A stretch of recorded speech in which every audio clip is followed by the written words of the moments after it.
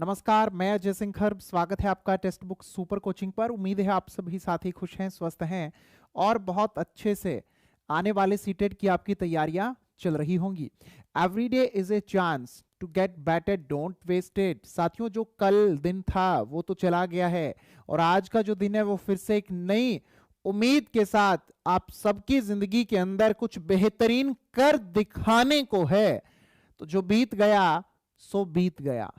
आज फिर से नई शुरुआत आप लोग कर सकते हैं। आज आप लोग जो गलतियां आज से पहले आपने की हैं उनको सुधार सकते हैं।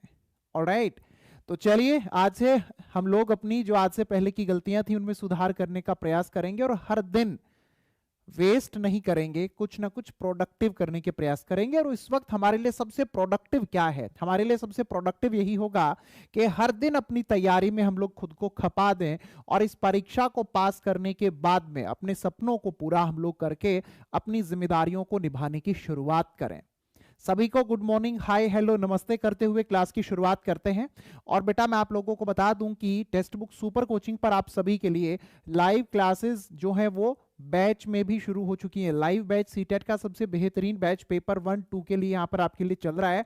और आज की क्लास का पहला प्रश्न आप सभी की स्क्रीन पर। आज के क्लास में आप लोगों के लिए जो 30 प्रश्न मैं लेकर के आया हूं, तो एक टारगेट हम लोग इसमें रख रहे हैं कि 30 में से 30 तो हम लोगों को लेने हैं। कल वाली जो क्लास थी उसमें कई सारे बच्चों की ओर से एक शिकायत रही थी कि अजय सर हिंदी में क्वेश्चन लेकर के आओ, आप जो है बांग्ला भाषा में ऑप्शंस ले आए थे। नहीं, क्लास को जो है हम लोग सिर्फ हिंदी में ही ज्यादा चाहते हैं, सिर्फ इंग्लिश में हमारे लिए ऑप्शंस ना हो।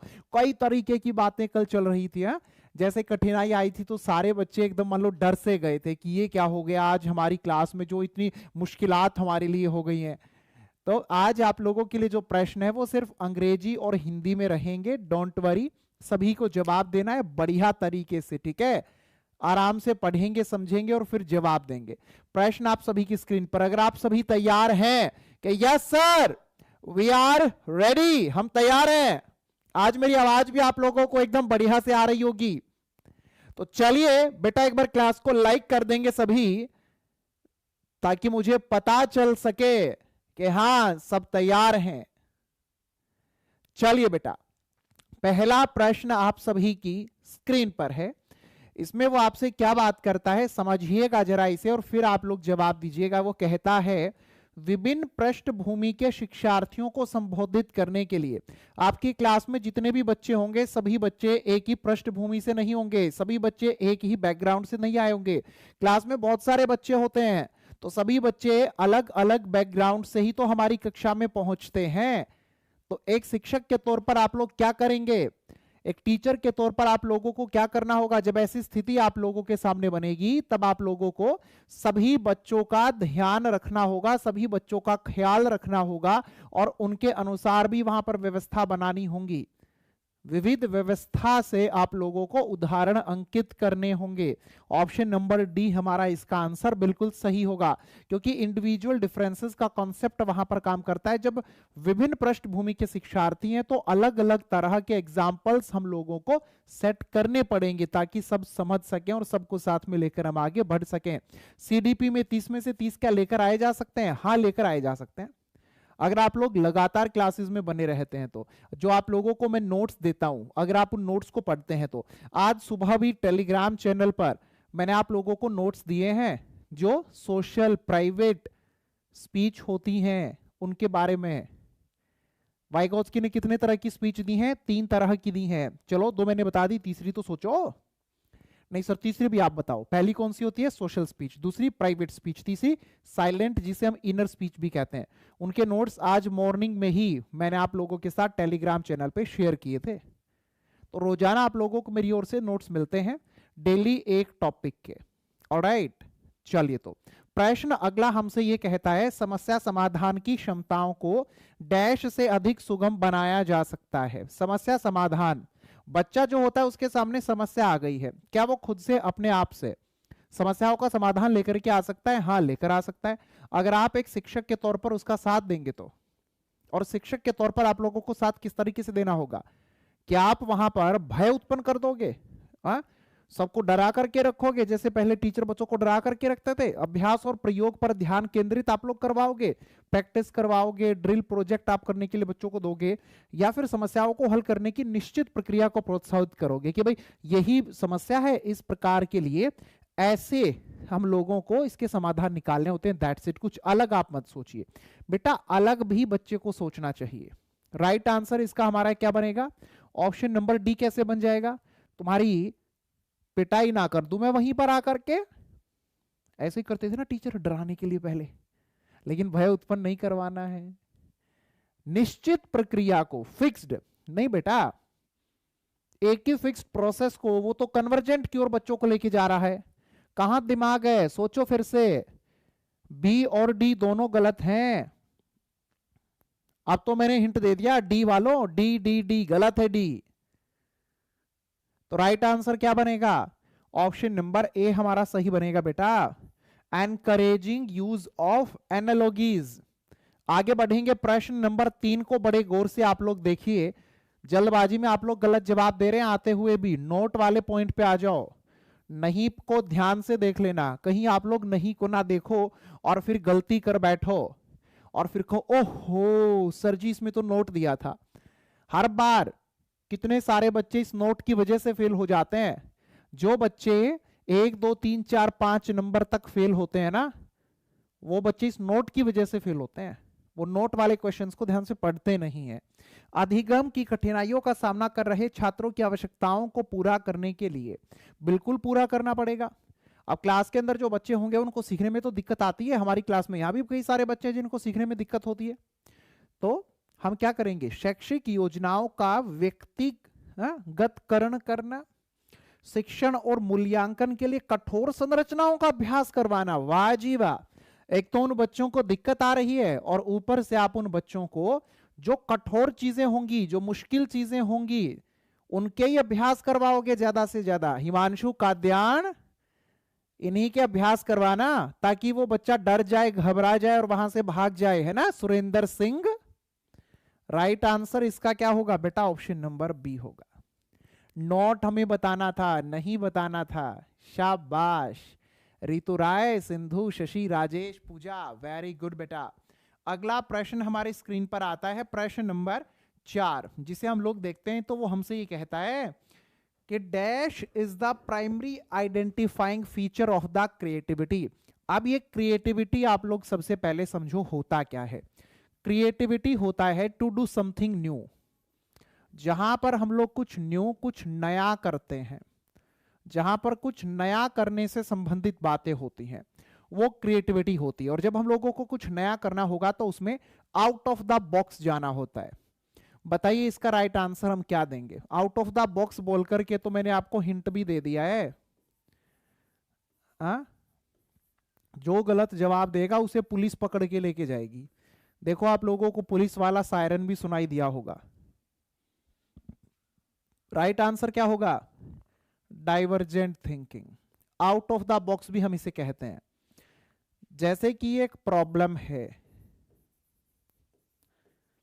और उस प्रॉब्लम के अनेकों समाधान हैं, ये भी क्या है? ये भी डाइवर्जेंट थिंकिंग है। और हमें ज्यादा से ज्यादा बच्चे को डाइवर्जेंट थिंकिंग के लिए बढ़ावा देना होगा।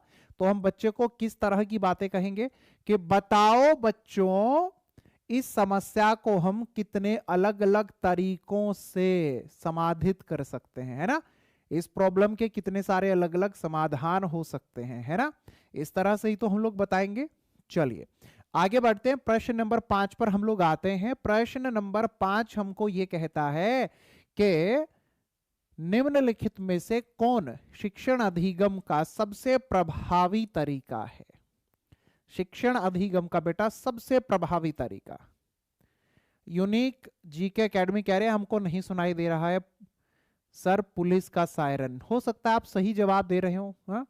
जो पढ़ना नहीं चाहता उसी को ये पुलिस के सायरन सुनाई देते हैं, उसी को पुलिस उठाकर लेकर के जाती है।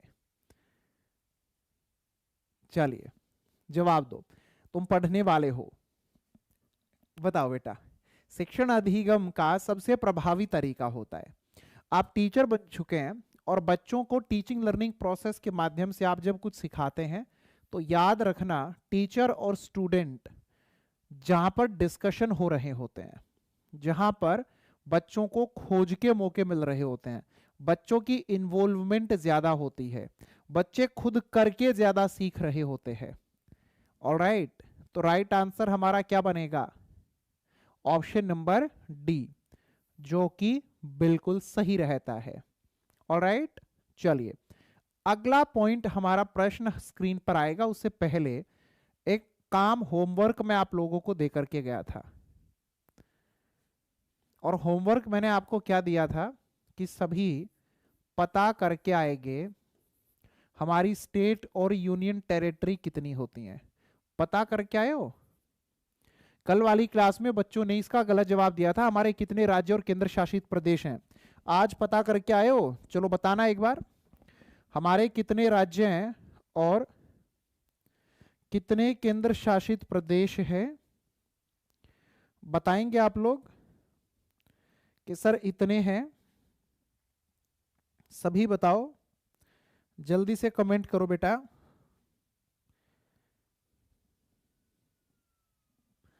जल्दी से जवाब दो, अब जो जवाब नहीं देगा उसी को पुलिस पकड़ के लेके जाएगी। ये जो बच्चे जवाब नहीं देते उनको पुलिस पकड़ के लेके जाएगी। पुलिस आ भी गई है,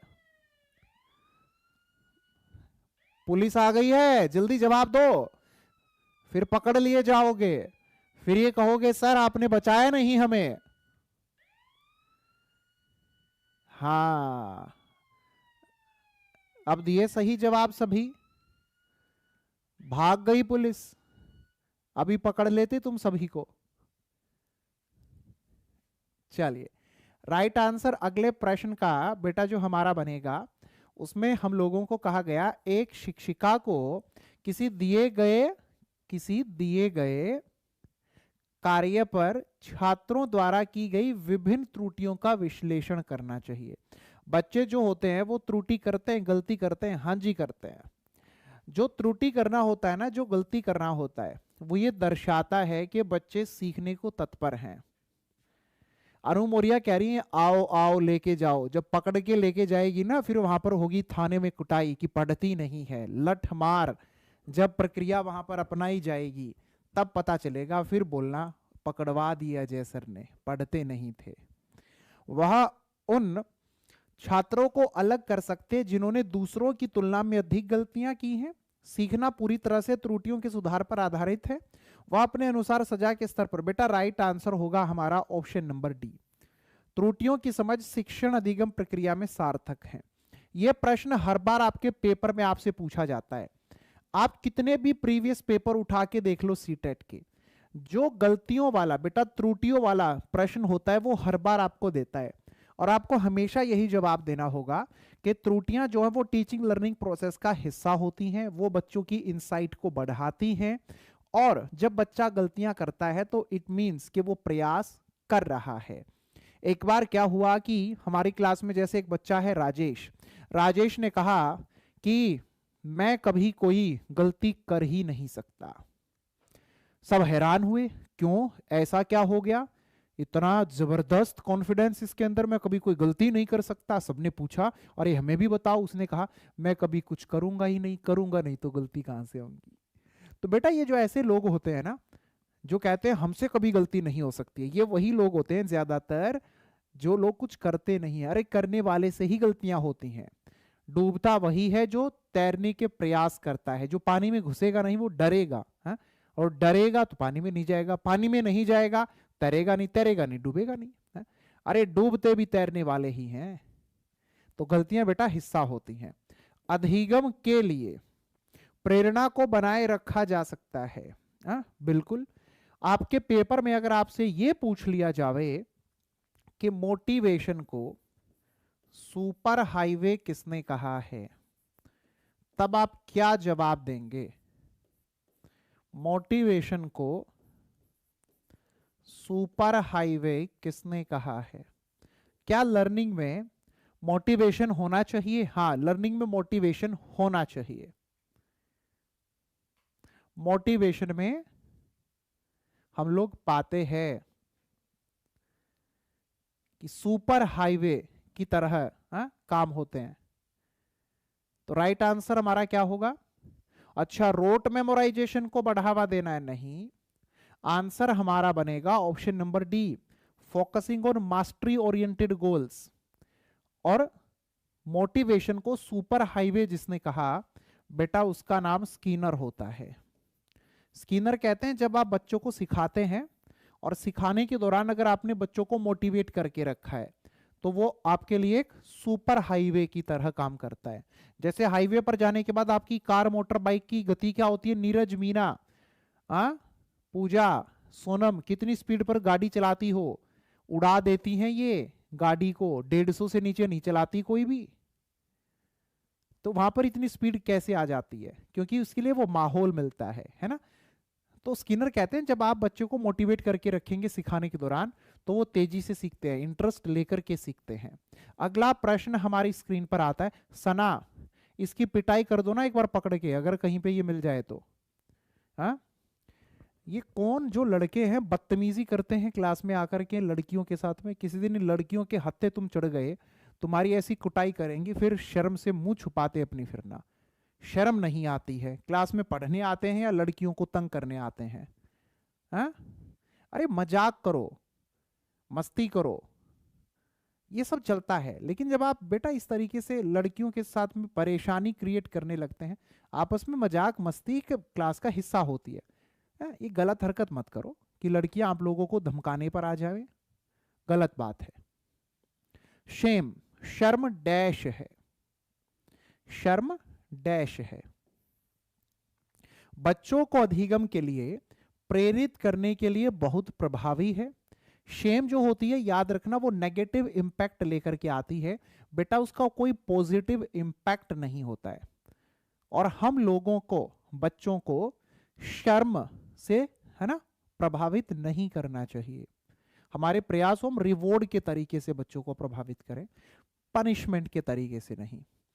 प्रश्न अगला हमारी स्क्रीन पर आता है, अधिगम के निर्माणवादी दृष्टिकोण। अब ये निर्माणवादी दृष्टिकोण भी आपके पेपर में हर बार आपको दिया जाता है। बेटा ये निर्माणवादी दृष्टिकोण जब भी आपको दिया जाएगा आप तुरंत समझ जाइए, निर्माणवाद इसका मतलब होता है कि जो बच्चा है वो खुद से, वो अपने आप से ज्ञान निर्मित करने की योग्यताएं, क्षमताएं रखता है। और बच्चा खुद से ज्ञान निर्माण कैसे करेगा? अपने आप से कब करेगा? हाँ, बहुत सही, जब वो अपने आप एक्टिव होगा। तो ऑप्शन नंबर ए हमारा सही है। पूरी तरह से पाठ्य पुस्तकों पर निर्भर नहीं, कॉपी किताबों की दुनिया से बाहर निकालकर तो हमें बच्चों को बाहरी दुनिया के साथ में कनेक्ट करना होता है। कोई भूमिका नहीं निभाते हैं, ये गलत बात कही गई है। पूरी तरह से वयस्कों पर निर्भर होते हैं, ये भी गलत बात है। बच्चे इसमें खुद से काम करते हैं, एक्टिव होते हैं। प्रश्न नंबर 10 हमारा हमसे ये कहता है कि आप टीचर बन चुके हो और सोचो कौन सी धारणा अधिगम के लिए बेहतर है। प्रयास से कोई फर्क नहीं पड़ता है। क्यों नहीं पड़ता है? प्रयास से फर्क तो पड़ता है, लेकिन आप लोगों को क्या बताना है? अधिगम के लिए बेहतर है। असफलता अनियंत्रित है, फेलियर इज अनकंट्रोलेबल। फेलियर को कंट्रोल नहीं किया जा सकता क्या? फेलियर जो होता है बेटा वो क्या एक सक्सेसफुल के तौर पर कन्वर्जन नहीं हो सकता है? बिल्कुल हो सकता है। आंसर हमारा बनेगा option number C, ability is improvable. जो हमारी क्षमता होती है उसमें सुधार होता है। प्रश्न नंबर 11, छात्रों के बीच वैचारिक समझ में सुधार की संभावना है। ध्यान से देखिएगा इस प्रश्न को, आज की क्लास के नए नए प्रश्न मैं आपके लिए लेकर आया हूं। छात्रों के बीच वैचारिक समझ में सुधार की संभावना है। उन व्यवस्थाओं में सुधार की संभावना होती है जिन पर जोर दिया गया है। तो आप बच्चों के बीच में निरंतर परीक्षाएं लेकर के आएंगे, बार बार उनके एग्जाम लेकर के सुधार करवाओ कि चलो बेहतर हो रहा है बच्चा। नहीं, ऐसा नहीं करवाना है। पूछताछ और संवाद के माध्यम से, हाँ, बच्चों में जो है आप लोग पूछताछ, संवाद, डिस्कशन के, चर्चाओं के मौके हमको उनको दोगे। प्रतियोगिता को बढ़ावा कम देना है। पाठ्य पुस्तक केंद्रित शिक्षा शास्त्र एकदम गलत है, हमें चाइल्ड सेंटर्ड एजुकेशन देनी होती है। प्रश्न 12वां हमारी स्क्रीन पर आ रहा है और उसका जवाब क्या होगा? बच्चों के लिए सीखना मुश्किल हो जाता है जब। बच्चों के लिए सीखना मुश्किल हो जाता है, हाँ हो जाता है, लेकिन कब होता है वो तो बताओ।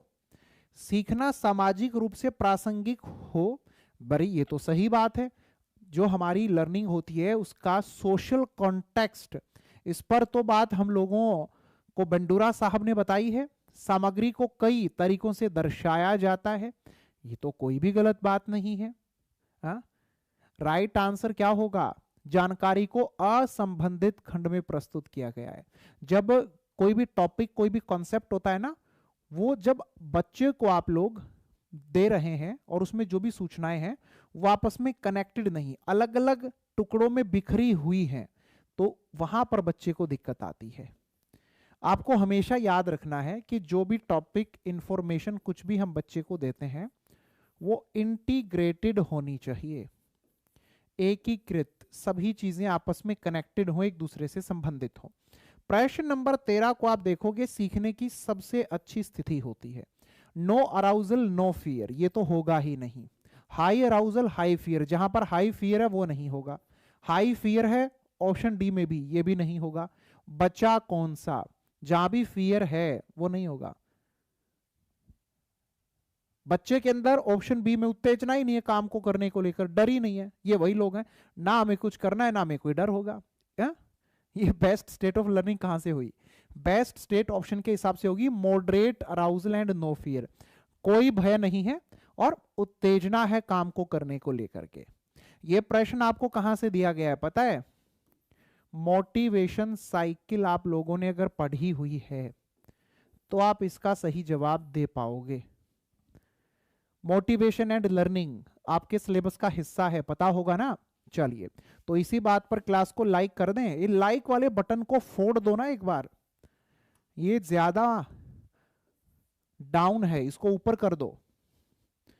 प्रश्न अगला बेटा हमारी स्क्रीन पर आता है और ये हमसे कहता है कि बच्चों के विकास में व्यक्तिगत अंतर को उत्तरदायी ठहराया जा सकता है। हाँ जी, ठहराया जा सकता है। व्यक्तिगत अंतर, मैं आप हम सभी एक दूसरे से अलग क्यों हैं?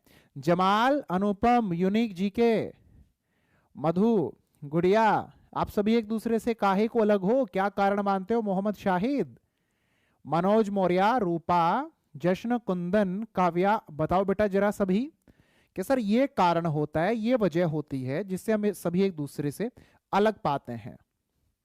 चलो, ये एक बीज है, सभी मुझे बताना इस बीज में ये क्षमता है कि इस बीज से जो पेड़ बनेगा वो पेड़ 50 फुट तक जा सकता है, ठीक है। लेकिन हमने इसको कभी भी एक अच्छा वातावरण नहीं दिया जो भी इसे चाहिए था। क्या ये बीज कभी भी एक 50 फुट के पेड़ को बना सकेगा? नहीं बना सकेगा। कारण क्या है? इस बीज में तो योग्यता थी लेकिन इसको वैसा वातावरण नहीं मिला। ओके, रूपा कुमारी, माही, खुशबू, शशि, समझ आया बेटा? ध्यान रखोगे। तो हमें जो क्षमता मिलती है उस क्षमता का जो विशेषताओं का, योग्यताओं का जो आधार मिलता है वो आधार हमेशा मिलेगा हमारी आनुवांशिकता से। और बेटा जो हमारा वातावरण होगा, जो हमारा पर्यावरण होगा, वह हमें आधार देगा। मोस्ट इंपॉर्टेंट पॉइंट होता है, आनुवांशिकता हमें आधार देती है और पर्यावरण हमें आकार देने का काम करता है। ऑप्शन नंबर बी बिल्कुल सही होगा। प्रश्न नंबर 15 हमारी स्क्रीन पे आ चुका है जिसे आप बड़े गौर से यहां पर देखिएगा। प्रश्न 15 हमसे कहता है, एक कार्य के दौरान सानिया खुद से उन तरीकों के बारे में बात कर रही है। सानिया है, एक लड़की है। एक कार्य के दौरान सानिया खुद से उन तरीकों के बारे में बात कर रही है जिनसे वह इस कार्य को आगे कर सकती है। खुद से बात करना, इसे निजी भाषण कहा गया है। और इसे निजी भाषण किसने कहा? आपको यह भी पता होना चाहिए। लेव वाइगोत्स्की ने कहा। बड़बड़ाना, खुद से बोल बोलकर बातें करना, प्राइवेट स्पीच, ये 3 साल से लेकर 7 साल के बीच में होता है। तो इसे ईगोसेंट्रिक ईगोसेंट्रिसिज्म ना, ऑप्शन नंबर ए के साथ हम रिलेट करेंगे? सोचो जरा। इसे ईगोसेंट्रिक स्पीच जीन प्याजे ने कहा है, लेकिन यहां पर वाइगॉत्स्की के हिसाब से बात हो रही है। तो राइट आंसर क्या बनेगा? Option number D, self regulation. बच्चा इसमें खुद को, अपने आप को बेटा एक डायरेक्शन देता है, एक स्पेसिफिक दिशा में बच्चा खुद को लेकर जाने का काम करता है। 15 में से कितने नंबर बने हैं? 15 प्रश्न हो गए हैं, 15 अभी बाकी हैं। 30 में से 30 का टारगेट आपके लिए है। चलो इसी बात पर अपना फेवरेट कमेंट कर दें जरा सभी। सीडीपी बाय अजय सर, शाबाश, बहुत बढ़िया, वेरी गुड। लेकिन बेटा अगले 15 प्रश्नों को सभी ध्यान से देख लेना। कुछ बच्चे लेट आए थे जो शुरुआती 15 प्रश्नों में शामिल नहीं हो पाए हैं। अगले 15 प्रश्नों में कितने आप सही करोगे लास्ट में पूछूंगा। चलिए तैयार हो? पक्का सभी? All are ready for next 15 questions? तो लाइक कर दें इसी बात पर। चलिए सभी तैयार हैं? तो लीजिए प्रश्न नंबर 16, ध्यान से पढ़ना। मूल्यांकन अभ्यासों का उद्देश्य होना चाहिए। मूल्यांकन हम बच्चे का करते हैं, क्यों करते हैं? पास और फेल करने के लिए? कभी भी नहीं। आज हम बच्चों का मूल्यांकन करते हैं उनमें सुधार लेकर आने के लिए, उनको मोटिवेट करने के लिए, बच्चे को पहले से बेहतर बनाने के लिए। तो राइट आंसर क्या बनेगा? लेबलिंग करना है? नहीं, एकदम गलत बात है। ऑप्शन नंबर डी भी गलत है। राइट आंसर होगा ऑप्शन नंबर ए। बहुत खूब, जरूरत और आवश्यकताओं की पहचान करना। प्रश्न नंबर 17 को देखो। यह देखने के बाद कि छात्र एक निरंतर गतिविधि पर आगे बढ़ने के लिए संघर्ष कर रहे हैं, एक शिक्षक को क्या, क्यों, कैसे के रूप में युक्ति और संकेत प्रदान करने का निर्णय लेता है। अब वाइगोत्स्की को आप लोग जरा सोचो। वाइगोत्स्की ने क्या अपने कॉन्सेप्ट में कहीं पर भी बच्चों को हतोत्साहित करने का जिक्र किया है? नहीं। उन्होंने कहीं पर भी मीनिंगलेस प्रोसेस की बात कही है? नहीं कही है। वो क्या कहते हैं? बच्चों को स्कैफोल्डिंग देनी चाहिए। स्कैफोल्डिंग क्या होता है बेटा? टेम्परेरी हेल्प, अस्थायी सहायता। जहां भी बच्चों को नीड है उसके अनुसार उनकी सहायता करना। ऑप्शन नंबर डी एकदम सही होगा, वेरी गुड। प्रश्न नंबर 18 आम देखते हैं। ये कहता है एक नाट्य गतिविधि के दौरान चोट लगने के बाद, एक नाट्य गतिविधि ठीक है चल रही है, जहां पर हम लोग देख रहे हैं कि चोट लगने के बाद रोहन रोने लगता है। ये रोहन जो हमारी क्लास में वही रोहन तो नहीं है। यह देखकर उनके पिता ने जवाब दिया, लड़कियों की तरह व्यवहार मत करो, लड़के रोते नहीं हैं। रोहन चुप हो गया नहीं? लड़कियों की तरह मत कर, लड़का है, रोते नहीं है। खड़ा हो। यहां बैठ के आंसू बहा रहा है। हाँ गुड बॉय, चल शाबाश। अगर लड़कों के साथ ऐसा व्यवहार होता है, आप लोग पाते हैं, तो लड़के क्यों नहीं रो सकते? लड़के रो सकते हैं, हाँ बिल्कुल रो सकते हैं। क्या सिर्फ लड़कियां ही रो सकती हैं? हा? लड़कों में क्या भाव नहीं होते हैं? राइट आंसर बेटा क्या होगा? बताएं जरा। आंसर हमारा यहां पर बनेगा कि वो पिता ये दर्शा रहा है कि वो एक रूढ़िवादी सोच का इंसान है। ऑप्शन नंबर सी सही होगा। अगर कोई ये सोचता है कि लड़कियों को लेकर के ही रूढ़िवादी विचारधाराएं हैं तो ये गलत है। लड़कों को लेकर के भी रूढ़िवादी विचार होते हैं। आगे बढ़ेंगे। अभिषेक बेटा आपको बहुत बहुत बधाइयां। प्रश्न नंबर 19 का राइट आंसर हमारा क्या बनेगा? एक प्रगतिशील कक्षा में, बताइए, इन ए प्रोग्रेसिव क्लासरूम। बताओ जरा, सभी बताओ, आंसर सभी करो।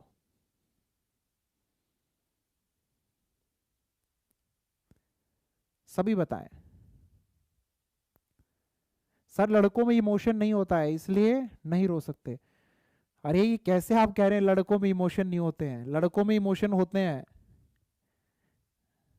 अब कितने ही सारे लड़के हैं ऐसे जो रो रहे हैं जिनका बिहार में सिलेक्शन नहीं हुआ, उनकी गर्लफ्रेंड का सिलेक्शन हो गया है। हाँ, कितने ही सारे लड़के हैं, पढ़ाई लिखाई तो किए नहीं पहले,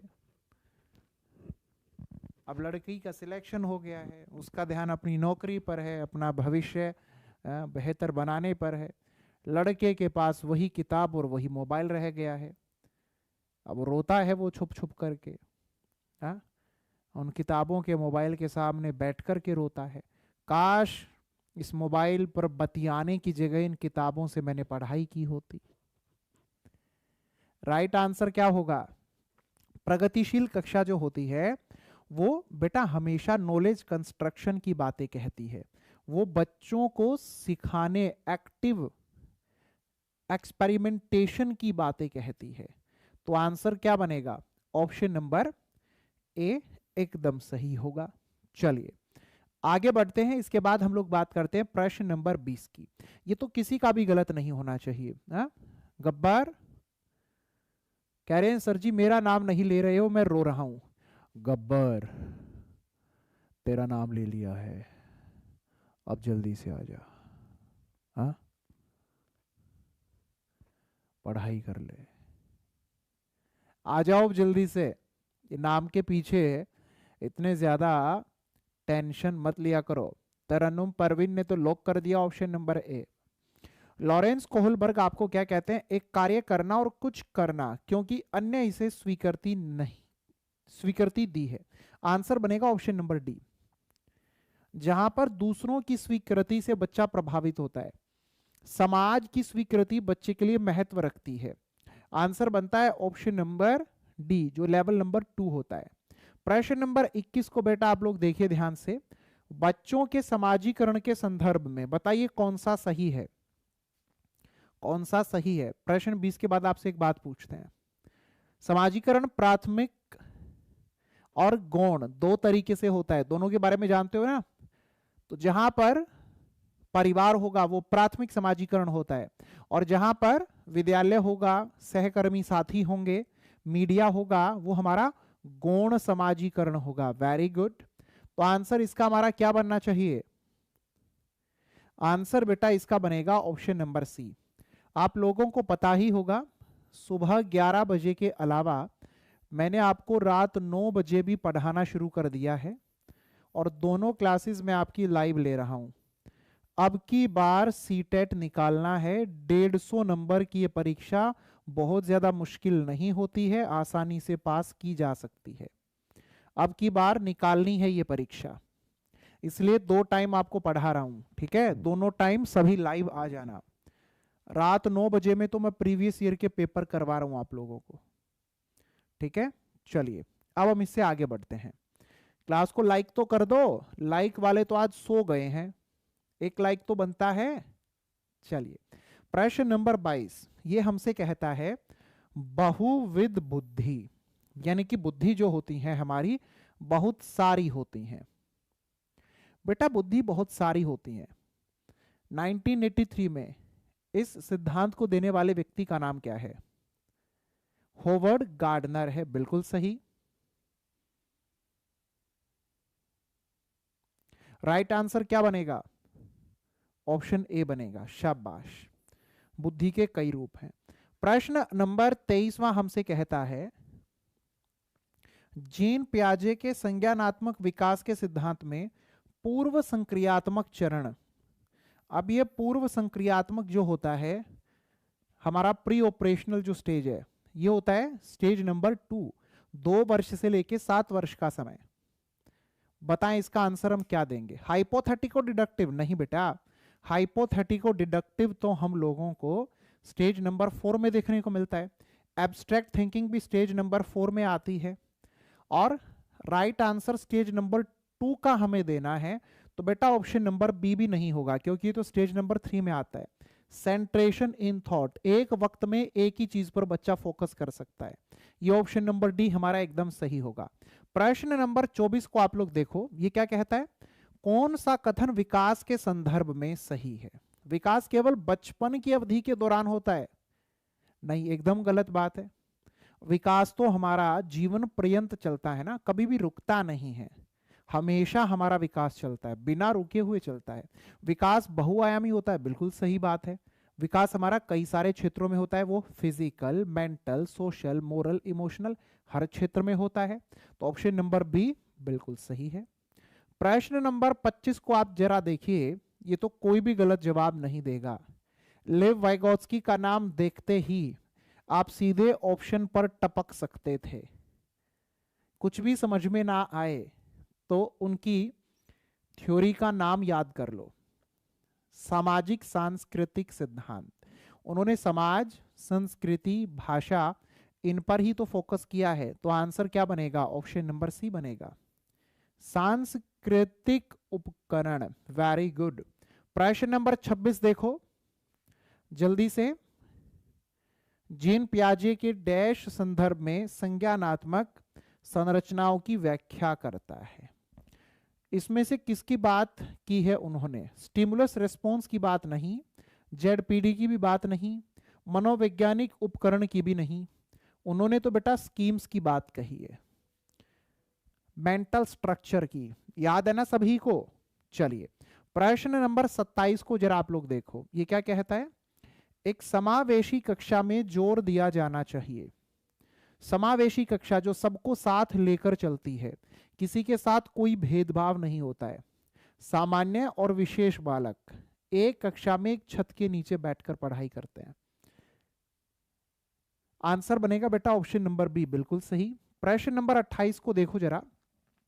आरपीडब्ल्यूडी की फुल फॉर्म आपसे पूछी जा सकती है। Right of persons with disabilities act, ये लागू कब हुआ था? 2017 में लागू हुआ था, आया 2016 में से था। राइट आंसर बनेगा ऑप्शन नंबर ए। प्रश्न नंबर बेटा 29 को देखो। जन्म से लेकर किशोरावस्था तक हमारा जो विकास होता है, मूर्त, अमूर्त, संवेदिक। जन्म से लेकर तो सबसे पहले हमारा सेंसरी आएगा, ये रहा, उसके बाद कॉन्क्रीट और फिर एब्स्ट्रैक्ट होगा। तो ऑप्शन नंबर सी एकदम सही बनता है। प्रश्न नंबर 30 को देखो। अधिगम की कठिनाइयों का सामना कर रहे छात्रों की आवश्यकताओं को पूरा करने के लिए एक शिक्षक को नहीं होना चाहिए। ये नहीं वाला शब्द जरूर देख लेना, नहीं तो आप लोग आते हुए भी गलत कर दोगे, और आते हुए भी गलत कर देते हैं जो बच्चे मतलब कि प्रश्न को ध्यान से पढ़ते नहीं हैं। नोट ऑप्शन नंबर बी होगा। अच्छा, आप लोग टेलीग्राम यूज करते हो? तो अभी टेलीग्राम पे जाओ और नोट्स डाउनलोड कर लो। टेलीग्राम चैनल का नाम है बेटा अजय सिंह खर्ब, ठीक है? सभी के सभी क्लास को लाइक करते हुए अपना स्कोर जरूर बताना, आज आपका स्कोर क्या रहा। शिक्षा जगत से जुड़कर राष्ट्र निर्माण में सहयोग करने के लिए आप सबका प्रेमपूर्वक धन्यवाद।